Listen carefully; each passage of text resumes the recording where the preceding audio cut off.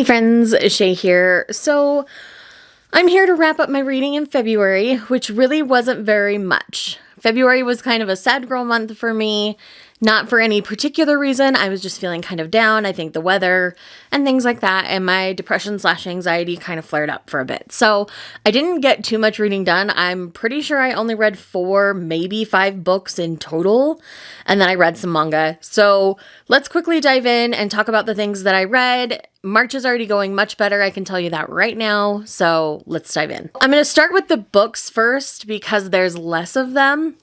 So this will be in reverse compared to most wrap-ups. Timestamps are down below, so if you're not interested in the books, you can skip to the manga, but I hope you'll pay attention to all of it because what I read was good, I just didn't read a lot. The first one I'm going to talk about is I Married a Merman by Regine Abel. This is the 4th book in the Prime Mating Agency series.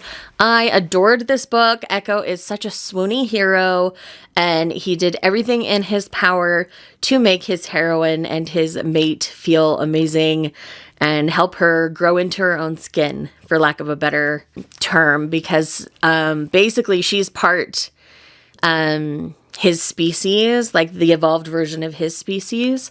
And so she's starting to come into her like mer powers as an adult. And so basically breathing the air on Earth is toxic to her.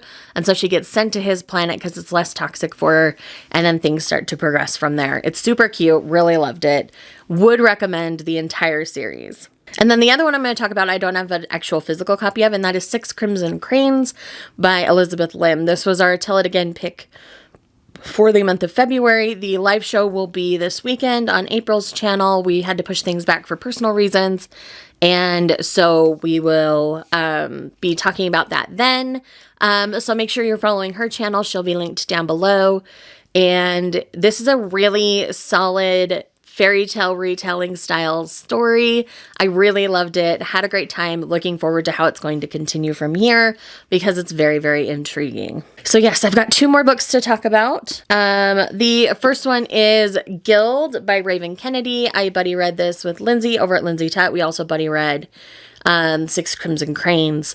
And she enjoyed this one more than me. I felt like this one was trauma porn in a way. I didn't really enjoy the way that our heroine was treated throughout the course of the entire novel. I don't care if Midas thinks he's protecting her. He's still being a complete jerk to her. I can't get behind this one. I don't understand why it's so popular, I guess. And, you know, I can handle dark stories, but this one was just too much for me. So I was really looking forward to a really cool King Midas dark retelling, but this went the way that I didn't need it to go, so I'm really sad. I will not be continuing this series.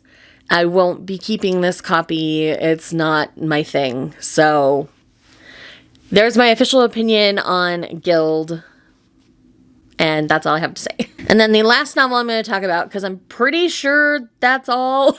I might have missed something. If I did, I'll insert it at the end here.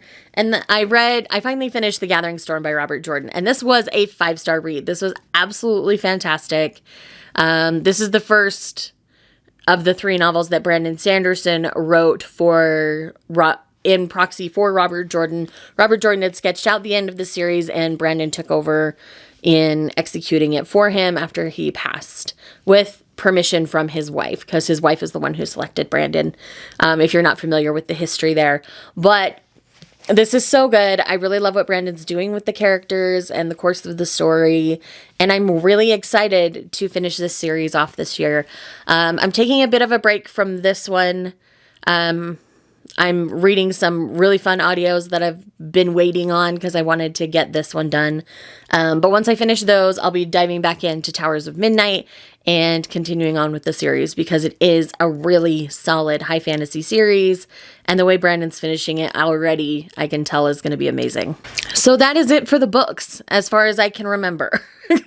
I didn't read any of my arcs, anything like that. I started some, but I just didn't ever get around to finishing them. So let's dive into the manga portion of this video.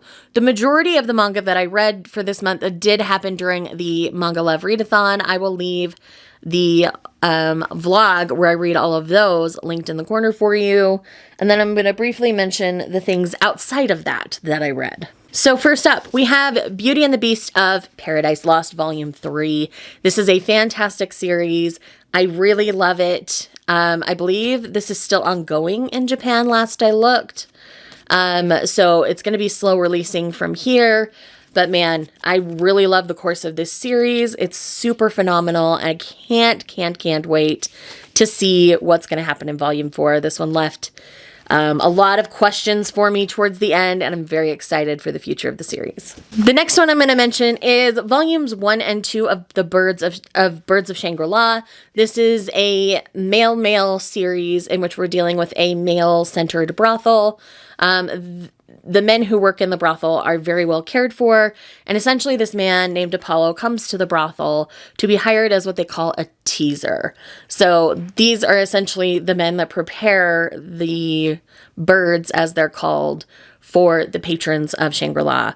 And there are strict and specific rules. Phi, Apollo's trainer, tries to push those boundaries throughout the course of the series. So it's very interesting, very intriguing, because Apollo identifies as straight, and we get into a whole big discussion about this for the Thirsty Thursday live show. Again, I will try to leave that linked in the corner for you. If not, it will be linked down below.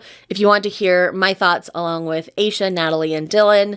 We love this book club so much, and this was a very interesting discussion, and we were all in a very interesting place with the series, so I'm excited for you guys to go check that one out.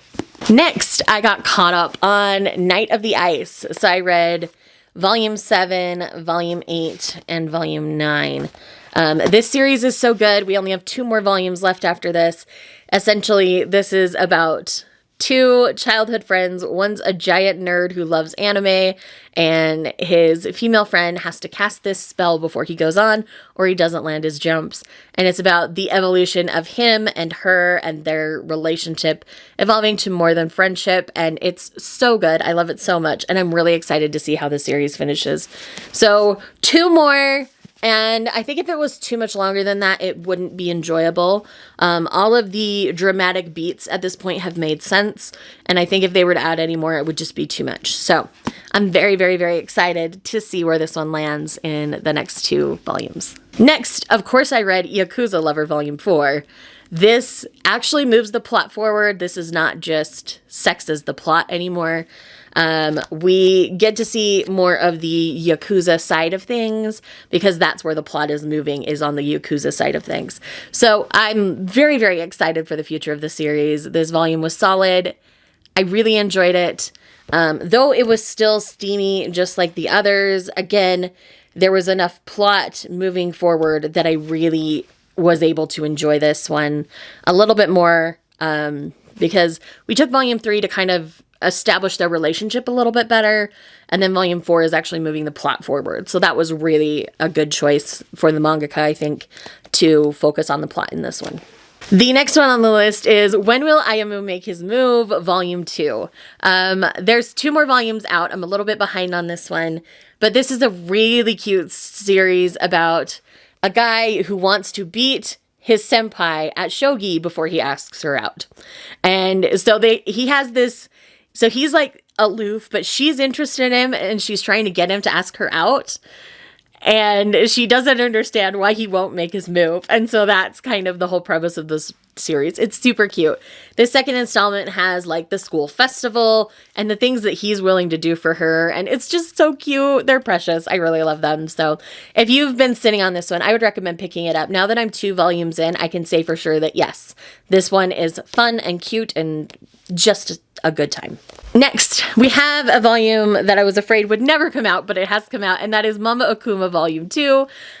This is about a young girl who summons a demon to be her mama.